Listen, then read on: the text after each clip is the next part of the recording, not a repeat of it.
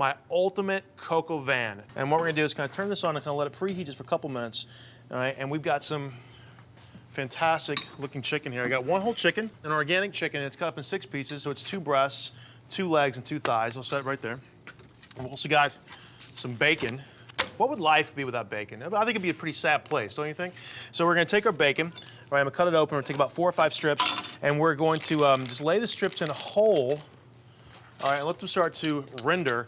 And what we're gonna do is we're gonna take our chicken, we're gonna dust it up with some seasoned flour, just a little bit of salt and pepper, and then we're gonna actually saute it in bacon fat. How delicious does that sound? I have a whole chicken cut up in 6 pieces. It's 2 breasts, 2 legs, and 2 thighs. And what we're gonna do is dredge them in a little bit of seasoned flour, salt and pepper. And what we're gonna do is kind of simply drop them into the Dutch oven and let them saute in about 4.5, 5 pieces of bacon that's rendered down. It's gonna brown this on all sides. All right, we got our chicken here. All right, take a look at this stuff right here.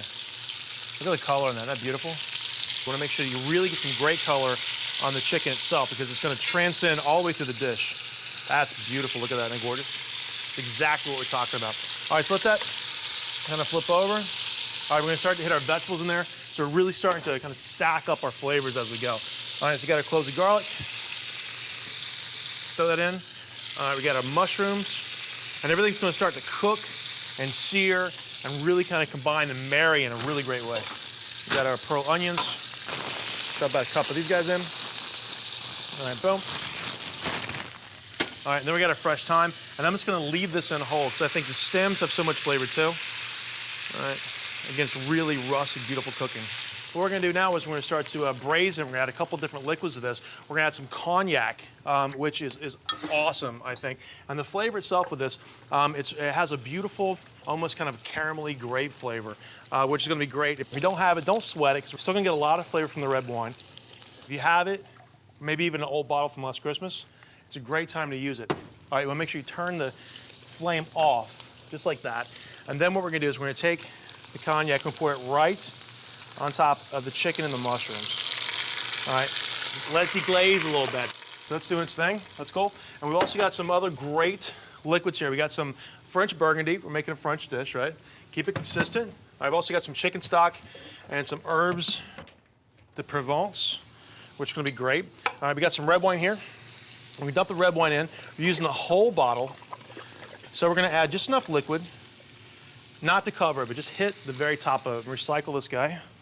All right, we're also gonna hit it with some herbs de Provence, which are awesome. Fantastic flavor. So a couple of pinches of herbs de Provence. It's got lavender, we got marjoram, we've got fennel, we got a little bit of rosemary, some basil.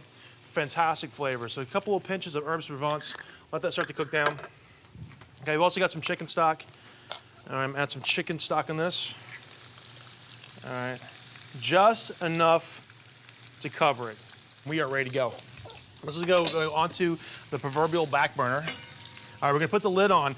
We're gonna put it on and cock it off the side just a little bit because we want to let some of the steam escape and let that beautiful red wine sauce cook down to a syrup so it really wraps around the chicken. So it's gonna cook nice and slow, about 20, 25 minutes, and it's gonna be good to go.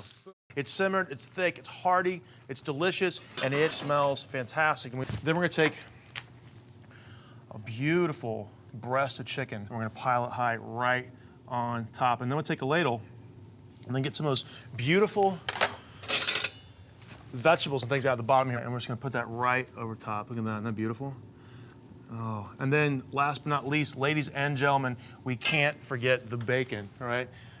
Full circle, start at the very beginning. We're gonna garnish it right at the very end, just like that, and throw some fresh herbs over top of it, and that is it. One of my favorite chicken dishes of all time, Coq Au Vin.